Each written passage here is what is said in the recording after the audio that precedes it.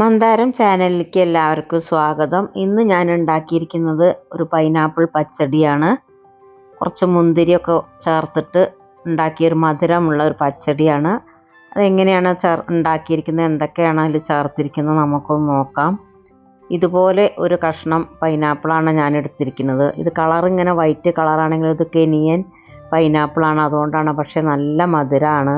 പിന്നെ വേണ്ടത് കുറച്ച് റെഡ് മുന്തിരിയാണ്. ഒരു കപ്പ് തേങ്ങ എടുത്തിട്ടുണ്ട്. അതിൽ ചേർത്തരയ്ക്കാൻ വേണ്ടിയിട്ട് ഒരു 1/2 ടീസ്പൂൺ ചെറിയ ജീരകം. പിന്നീട് നമ്മൾ കടുക് എടുത്തിട്ടുണ്ട്, 2 ടീസ്പൂൺ ഉണ്ട്. ഇത് പകുതി അരയ്ക്കാനും പകുതി കടുക് വറക്കാനുമാണ്. 1 ടീസ്പൂൺ പഞ്ചസാര, 1 കപ്പ് തൈര്, കട്ട തൈരാണ് എടുത്തിരിക്കുന്നത്. ഇത്രയും സാധനങ്ങളാണ് നമുക്ക് പച്ചടി വയ്ക്കാൻ വേണ്ടിയിട്ട് വേണ്ടത്. പൈനാപ്പിൾ നന്നായിട്ട് ചെത്തി അത് നുറുക്കി നമ്മൾ കഷ്ണാക്കിയിട്ട് എടുത്തിട്ടുണ്ട്. ഇതുപോലത്തെ കഷ്ണമാണ് എടുത്തിരിക്കുന്നത്. അത് കുക്കറിൽ വേവിച്ചെടുക്കണം. പൈനാപ്പിളിന് നല്ല വേവുണ്ട്. നമ്മളത് കുക്കറിൽ വെച്ചിട്ടൊരു 5-6 വിസിലടിച്ചാലാണ് നമുക്കത് ശരിക്കും വെന്ത് കിട്ടുന്നത്. ഒരു നേരിയ ഉപ്പ് ചേർത്ത് കൊടുക്കണം. ഇത് മധുരമുള്ളതുകൊണ്ട് കൂടുതൽ ഉപ്പ് ചേർക്കരുത്. പിന്നീട് മുളക് പൊടി, ഒരു 1/4 ടീസ്പൂൺ മുളക് പൊടിയാണ് ചേർത്ത് കൊടുത്തത്. ഒരു 1/4 ടീസ്പൂൺ മഞ്ഞൾപ്പൊടിയും ചേർത്ത് നമുക്ക് ഒരു 1/2 കപ്പ് വെള്ളം ഒഴിച്ചിട്ട് നന്നായിട്ട് വേവിച്ചെടുക്കാം. ഇതുപോലെ ഒന്ന് മിക്സ് ചെയ്യാം നമുക്ക് പൊടികളൊക്കെ. ഇനി കുക്കർ അടച്ച് നമുക്ക് ഒരു മീഡിയം ഫ്ലെയിമിൽ തന്നെ ഇരുന്നോട്ടെ. ഒരു 6-7 വിസിൽ വേണ്ടി വരും വെന്ത് കിട്ടാൻ. അപ്പോഴേക്കും നമുക്ക് നമ്മുടെ നാളികേരം ഒന്ന് അരച്ചെടുക്കണം. ജീരകം ചേർത്തിട്ടാണ് അത് ആദ്യം അരയ്ക്കുന്നത്. പിന്നീട് ഒരു തണ്ട് കറിവേപ്പില ഞാൻ ഇതിൻ്റെ കൂടെ ചേർത്ത് കൊടുക്കുകയാണ്. ഒരു 2 പച്ചമുളക്, എരിവിന് വേണ്ടിയിട്ട് നമ്മൾ കുറച്ച് മുളക് പൊടിയാണ് ഇട്ടിട്ടുള്ളൂ. 2 പച്ചമുളക്, എരിവുള്ളതാണെങ്കിൽ 1 മതി. ഒരു പകുതി നമ്മൾ എടുത്ത് വെച്ചിട്ടുള്ള പകുതി തൈര് ചേർത്തിട്ടാണ് അരച്ചെടുക്കേണ്ടത്. ഇനി കടുക് നമുക്ക് നന്നായിട്ടൊന്ന് ചതഞ്ഞ് കിട്ടിയാൽ മതി. ഇത് ഒന്നിച്ചിട്ട് അരയ്ക്കുമ്പോൾ നമുക്കത് അരഞ്ഞ് കിട്ടില്ല. അതുകൊണ്ട് ഇടികല്ലിൽ വെച്ചിട്ട് ചതച്ചിട്ടാണ് അതിൽ ചേർത്ത് കൊടുക്കേണ്ടത്. ആദ്യം നമുക്ക് ഇതുപോലെ ഒന്ന് കറക്കി ഒന്ന് എടുക്കാം നാളികേരം. അതിൻ്റെ ശേഷം ഇതുപോലെയാണ് ഞാൻ ചതച്ചെടുത്തത്. ഇനി നമുക്കിതെല്ലാം കൂടി ഒന്ന് അരച്ചെടുക്കാം. തേങ്ങ മഷി പോലെ അരയണമെന്നൊന്നുമില്ല. ഒരുവിധം അരഞ്ഞ് കിട്ടിയാൽ നമുക്ക് അത്രയും മതിയാവും. ഇപ്പോൾ എല്ലാം കൂടി മിക്സ് ആക്കിയിട്ട് ഞാൻ അരച്ചെടുത്തിട്ടുണ്ട്. ഇത്രയും അരഞ്ഞ് കിട്ടിയാൽ മതി.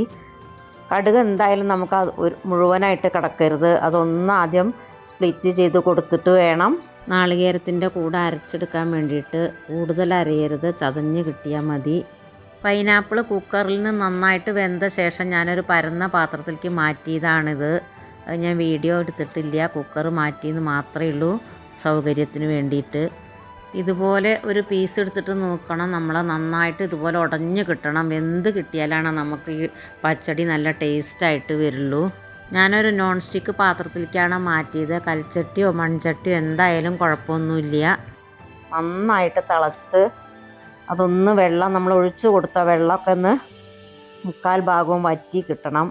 കൂടുതൽ വെള്ളം ഈ പച്ചടിയിൽ വേണ്ട, പാകത്തിന് മതി. ഇതുപോലെ വെന്ത് കിട്ടട്ടെ. വെള്ളം കുറച്ചുണ്ടെങ്കിൽ അത് വറ്റണ വരെയും കൂടി നമുക്കത് തിളപ്പിച്ചെടുക്കാം. പിന്നീട് നമ്മൾ അരച്ച് വെച്ചതുണ്ടല്ലോ, നാളികേരവും കടുകും പച്ചമുളകൊക്കെ ചേർത്ത് അരച്ചത് അതിലേക്ക് ചേർത്ത് കൊടുക്കണം. പകുതി നമ്മൾ തൈര് മാറ്റി വെച്ചിട്ടുണ്ട്. അത് സ്റ്റൗ ഓഫ് ചെയ്ത ശേഷമാണ് ചേർക്കേണ്ടത്. ഇത് ചേർത്ത് നമുക്കൊന്ന് ലോ ഫ്ലെയിമിൽ വെച്ചിട്ട് ഒന്ന് ഈ നാളികേരത്തിൻ്റെ പച്ച ടേസ്റ്റൊക്കെ ഒന്നും പോണ വരെ ചെറിയ തീയിലൊന്ന് വെന്തോട്ടെ.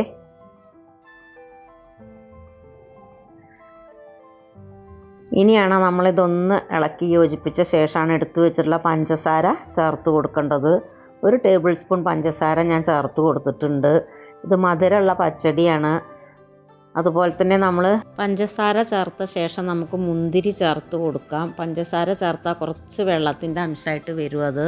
അപ്പോൾ ആ വെള്ളത്തിൽ വേണം നമുക്ക് ഈ മുന്തിരി വേവിച്ചെടുക്കാൻ. കൂടുതൽ വെന്തുടയരുത്.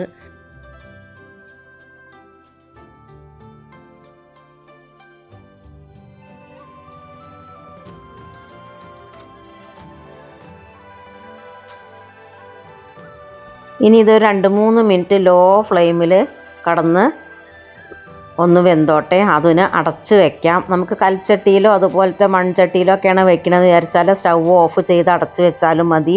ഇതിപ്പോൾ നമുക്ക് സ്റ്റൗ കെടുത്തിയ ഉടനെ നമുക്കതിൻ്റെ തിളയൊക്കെ നിൽക്കും.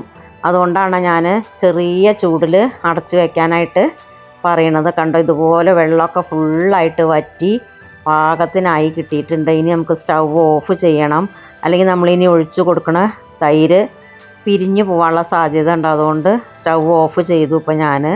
എന്നിട്ടാണ് തൈര് ഒഴിച്ചു കൊടുക്കുന്നത്. ഇതുപോലെ ബാക്കി വന്ന തൈരും കൂടി അതിലേക്ക് ചേർത്ത് നന്നായിട്ടൊന്ന് മിക്സ് ചെയ്യുക. ഇത്രയും മതി. ഇപ്പോൾ പച്ചടി തയ്യാറായിട്ടുണ്ട്. ഇനി നമുക്ക് എടുത്തു വെച്ചിട്ടുള്ള കടുക് ചേർത്തിട്ടൊന്ന് താളിച്ച് കൊടുക്കണം. ഒന്ന് ഇളക്കി യോജിപ്പിച്ച ശേഷം അടച്ചു വയ്ക്കാം.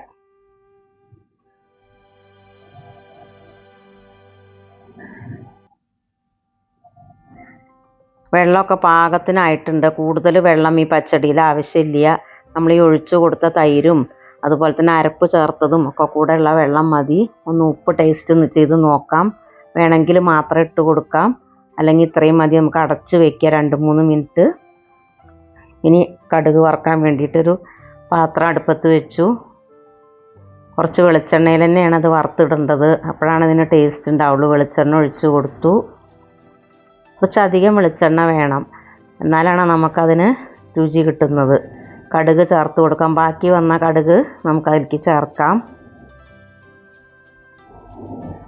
എണ്ണ ചൂടായ ശേഷം കടുക് ചേർത്ത് കൊടുത്താൽ മതി, എന്നാൽ പെട്ടെന്ന് നമുക്കത് പൊട്ടി കിട്ടും.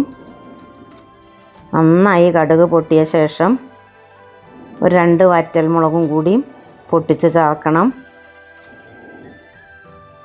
പിന്നീട് നമ്മളൊരു തണ്ട് കറിവേപ്പിലയും കൂടി ചേർത്താൽ നമുക്ക് കടുക് വറുക്കാനുള്ളത് മുഴുവനായിട്ടും ആയി.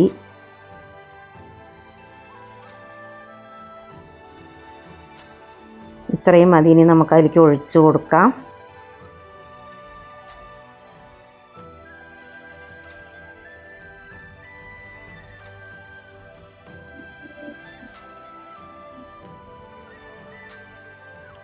എല്ലാം കൂടി ഒഴിച്ച് കൊടുത്ത് ഒന്ന് ഇളക്കിയ ശേഷം നമുക്കിതൊരു വിളമ്പുന്ന പാത്രത്തിലേക്ക് മാറ്റാവുന്നതേ ഉള്ളൂ.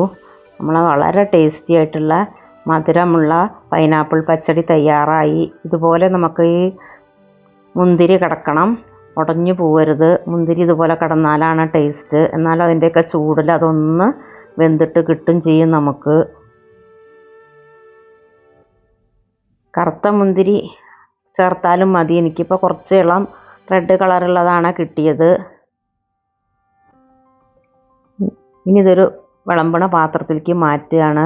എൻ്റെ ഈ വീഡിയോ നിങ്ങൾക്കൊക്കെ ഇഷ്ടപ്പെട്ടു എന്ന് വിചാരിക്കുന്നു.